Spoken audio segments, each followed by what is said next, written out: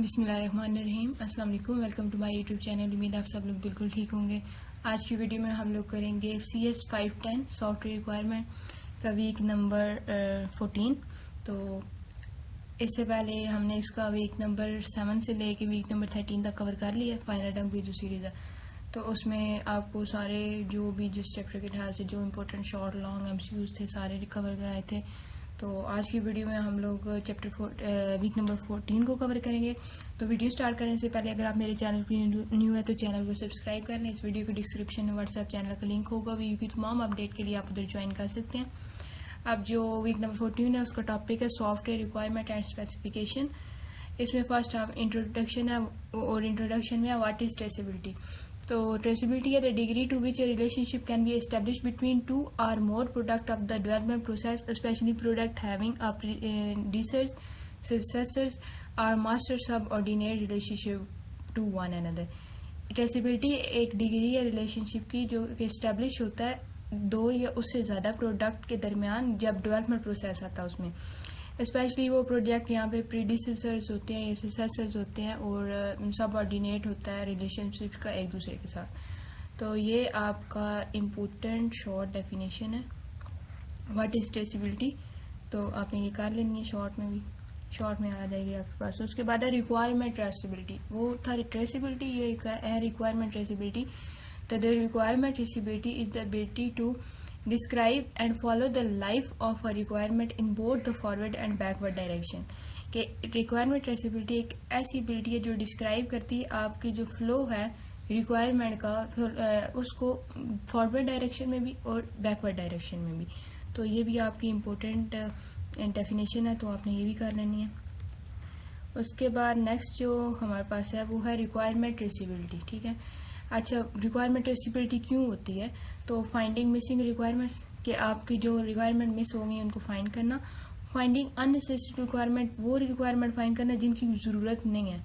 उसके बाद है सर्टिफिकेशन एंड कंप्लाइंस। उसके बाद है चेन इम्पैक्ट एनालिसिस, जो उसके एनालिसिस इम्पैक्ट के एनालिसिस होंगे वो। उसके बाद मेंटेनेंस आ जाएगी और प्रोजेक्ट ट्रैकिंग आ जाएगी। तो ये भी आपका इम्पोर्टेंट है कि लॉन्ग में भी आ सकता है 5 नंबर का, शॉर्ट नंबर में आ सकता है 3 मार्क्स का, MCQs में पूछ सकते हैं कि इनमें से रिक्वायरमेंट ट्रेसेबिलिटी में क्या आता है। तो ये आपने लाजमी इनके नाम याद कर लेने हैं। इसके बाद नेक्स्ट जो हमारे पास है इसको छोड़ दें, डायग्राम इतनी ना इम्पोर्टेंट नहीं है। उसके बाद है classification of requirement traceability, backward form traceability.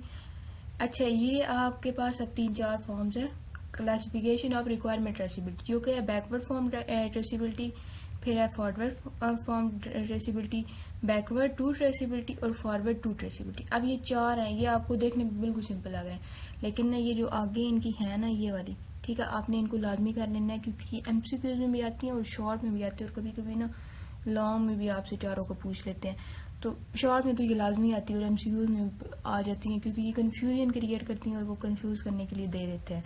उसके बाद फर्स्ट है बैकवर्ड फॉर्म ट्रेसेबिलिटी। तो ये लिंक करता है रिक्वायरमेंट को to their resources, for example document और पीपल, कि ये लिंक करता है रिक्वायरमेंट्स को किसके साथ, सोर्सेज के साथ। और सोर्सेज क्या हो सकती हैं आपके पास, डॉक्यूमेंट्स हो सकते हैं और पीपल्स हो सकते हैं। तो ये हो गया, क्या हो गया आपके पास बैकवर्ड ट्रेसेबिलिटी। उसके बाद नेक्स्ट है हमारे पास, ये हाईलाइट ही नहीं होगा। उसके बाद नेक्स्ट है हमारे पास फॉरवर्ड फ्रॉम ट्रेसेबिलिटी। तो ये लिंक करता है आपकी जो रिक्वायरमेंट्स होती है ना उनको डिज़ाइन के साथ और इम्प्लीमेंटेशन के जो कंपोनेंट्स हैं ना उनके साथ। वो क्या करता था, बैकवर्ड फ्रॉम ट्रेसेबिलिटी ये लिंक करता था आपके रिक्वायरमेंट्स को किसके साथ, सोर्सेज के साथ। सोर्सेज आपके डॉक्यूमेंट होते थे, पीपल होते थे। उसके बाद फॉरवर्ड फ्रॉम ट्रेसेबिलिटी ये आपको लिंक करता है रिक्वायरमेंट के साथ और किसके साथ, डिज़ाइन एंड इम्प्लीमेंटेशन कंपोनेंट के साथ। उसके बाद जो थर्ड है हमारे पास वो है बैकवर्ड टू ट्रेसेबिलिटी। तो ये आपका लिंक करता है डिज़ाइन को, इम्प्लीमेंटेशन को किसके साथ, कंपोनेंट बैक टू रिक्वायरमेंट, उन कंपोनेंट के साथ जो रिक्वायरमेंट के बैक में है। उसके बाद है फॉरवर्ड टू ट्रेसेबिलिटी, ये आपकी लिंक करता है रिक्वायरमेंट को जो रिसोर्सेज है उनके साथ। तो ये चारों आपने लाजमी कर लेनी है, MCQs में तो ये पक्के आएंगे ना। उसके बाद है क्लासिफिकेशन ऑफ RT तो अब देखे कस्टमर की नीड है तो वो फॉरवर्ड टू रिक्वायरमेंट है ना, फिर वो बैकवर्ड टू रिक्वायरमेंट हो जाएगी, और जो डाउन स्ट्रीम है ना उसका वर्ड प्रोडक्ट है वो फॉरवर्ड टू रिक्वायरमेंट है और बैकवर्ड टू रिक्वायरमेंट भी है। तो ये आपने ना एक दफ़ा सिर्फ देख लेनी है, इतनी ज़्यादा इम्पोर्टेंट नहीं है, इसको भी छोड़ दें। अब ये क्या है, कैटेगरीज ऑफ रिक्वायरमेंट ट्रेसिबिलिटी। तो रिक्वायरमेंट सोर्स ट्रेसिबिलिटी अब क्या है, ये लिंक करता है रिक्वायरमेंट्स को किनके साथ, रिसोर्सेज के साथ विच स्पेसिफाइड द रिक्वायरमेंट, वो सोर्सेज जिन्होंने एक रिक्वायरमेंट को स्पेसिफाइड किया होता है। उसके बाद है रिक्वायरमेंट रैशनल ट्रेसिबिलिटी, ये लिंक करता है रिक्वायरमेंट को with a description of why that requirement has been specified, ये रिक्वायरमेंट को लिंक करता है उस डिस्क्रिप्शन के साथ जो आपको मतलब स्पेसिफाइड करती है कि ये रिक्वायरमेंट क्यों यूज़ हुई है या क्यों किया हमने उसको। उसके बाद है रिक्वायरमेंट ट्रेसिबिलिटी, तो ये आपकी लिंक करता है रिक्वायरमेंट को जो आपकी अदर रिक्वायरमेंट है उनके साथ, उनमें से मतलब ये एक न्यू वे भी हो सकता है और डिपेंडेंट ऑन देम भी हो सकते हैं। उसके बाद है रिक्वायरमेंट आर्किटेक्चर ट्रेसिबिलिटी, तो ये लिंक करता है रिक्वायरमेंट को सब सिस्टम के साथ where these requirements are implemented, वो रिक्वायरमेंट यहाँ पर ये इम्प्लीमेंट होगा। उसके बाद है रिक्वायरमेंट डिज़ाइन ट्रेसिबिलिटी, ये आपका लिंक करता है रिक्वायरमेंट को स्पेसिफिक हार्डवेयर के साथ, ये सॉफ्टवेयर के साथ, ये कंपोनेंट के साथ किसी भी सिस्टम में, और ये which are use to implement the requirement, जो कि रिक्वायरमेंट को इम्प्लीमेंट करते हैं।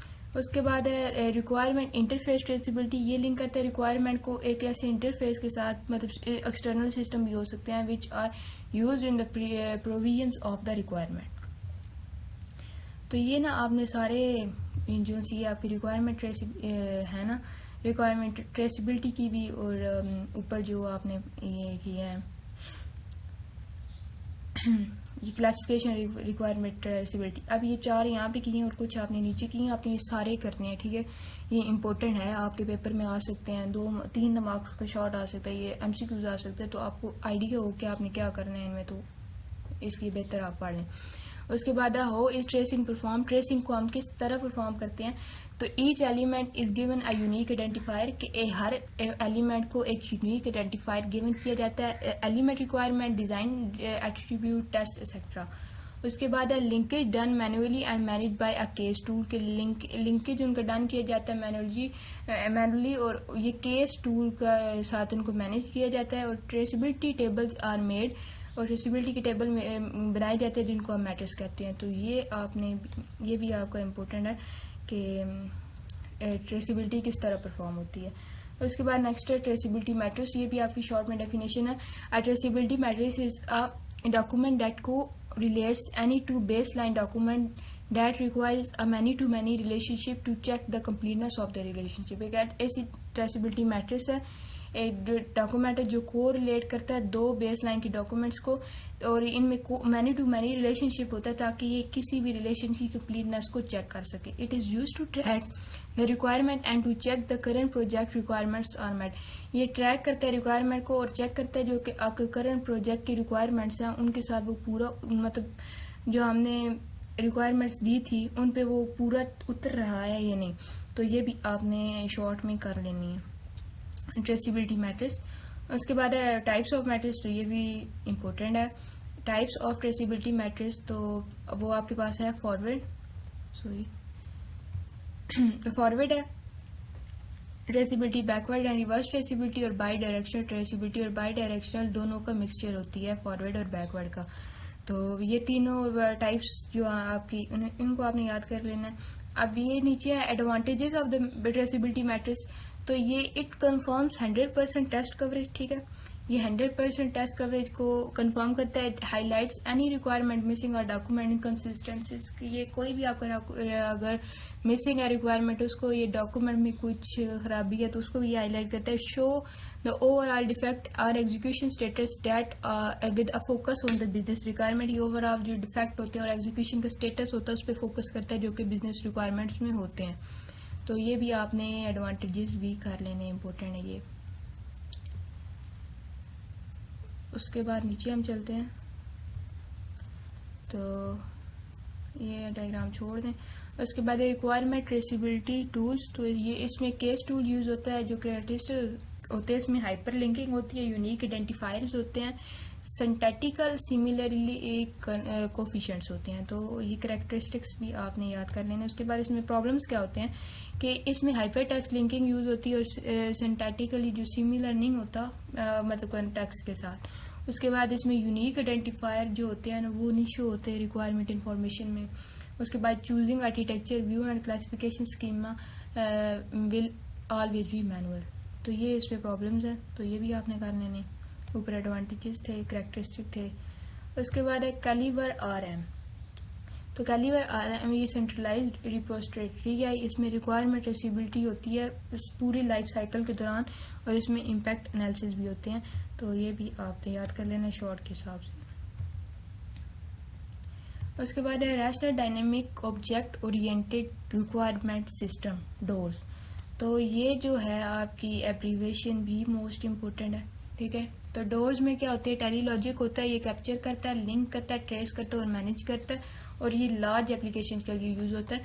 तो ये भी आपसे पूछ सकते हैं कि डोर्स में क्या होता है, तो कैप्चर होता है, लिंक होता है, ट्रेस होता है और मैनेज होता है, ये 4 चीज़ें। और उसके बाद उसकी एब्रीवेशन जो कि है dynamic object oriented requirement system, और इसमें टेलीलॉजिक भी होता है और ये लार्ज एप्लीकेशन के लिए भी यूज होता है। उसके बाद इसको छोड़ दें, तो यहाँ पर आपका वीक नंबर 14 कवर हो जाता है, कंप्लीट हो जाता है। तो उम्मीद है आपको वीडियो अच्छी लगी होगी। वीडियो अच्छी लगी है तो लाइक करें, चैनल को लाजमी सब्सक्राइब कर दीजिएगा। तो उम्मीद है आपको वीडियो अच्छी लगी होगी। अल्लाह हाफिज़।